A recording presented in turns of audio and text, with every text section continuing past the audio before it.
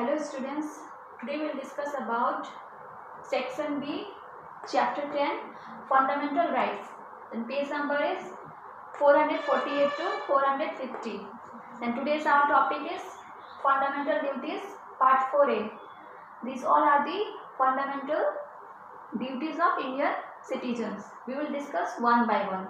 First is respect the constitution, the national flag and the national anthem. It is the duty of the citizens to obey the supreme law of the land as enshrined in the constitution, to respect the national ideas and institutions and the symbols of national sovereignty and unity, the national flag and the national anthem. And second point is cherish the noble ideas of the freedom struggle. In our struggle of attaining freedom from the yoke of British imperialism, we were guided by the lofty ideals of liberty, equality, unity, justice, fraternity, brotherhood, peace and non-violence. It is the constitutional duty of all the citizens to respect and follow these and other such values of our freedom struggle. Then third point is uphold and protect the sovereignty, unity and integrity of India. State protects and enforces the rights and freedoms of the people. Consequently, it becomes the supreme duty of the people to preserve, protect and defend the sovereignty, unity and integrity of India. Then fourth point, defend the country and render national service when called. Then fourth point is who lives in India dies, or who dies in India lives. To defend the motherland and do national service is a sacred and constitutional duty of every citizen of India. Then fifth point, promote the common brotherhood of all the people of India and renounce any practice derogatory to the dignity of women.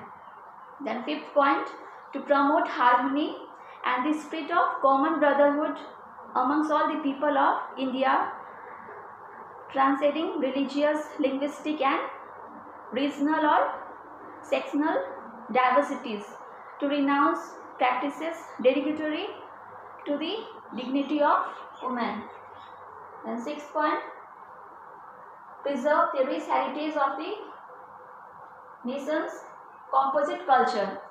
And sixth point, India has a very rich cultural heritage. However, in the era of European imperialism, the people got drawn toward the materialistic glamour of the Western culture in order to make the new generation of Indian conscious of Indians' past glory and rich heritage of the constitutions, lays down the fundamental duty of all the citizens to value, preserve and protect our composite culture. Then seventh point is protect the natural environment and have compassion for living creature. And seventh point, to protect and improve the natural environment including forest, lakes, rivers and wildlife, and to have compassion for living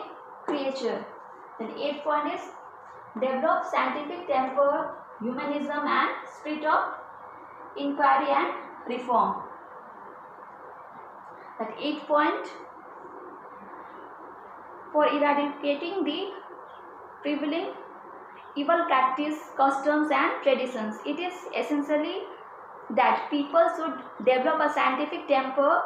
They must develop a rational attitude, a love for learning and use their talents and resources for reforming and developing the society, to release, respect and follow human values in the supreme human duty. The ninth point is safeguard public property and observe violence.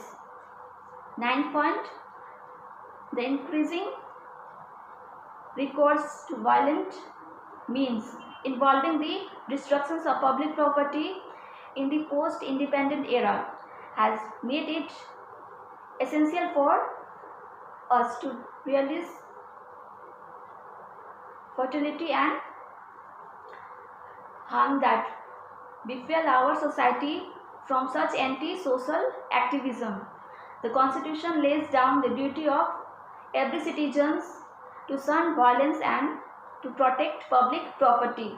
Then 10th point, strive for excellence in all individual and collective activity.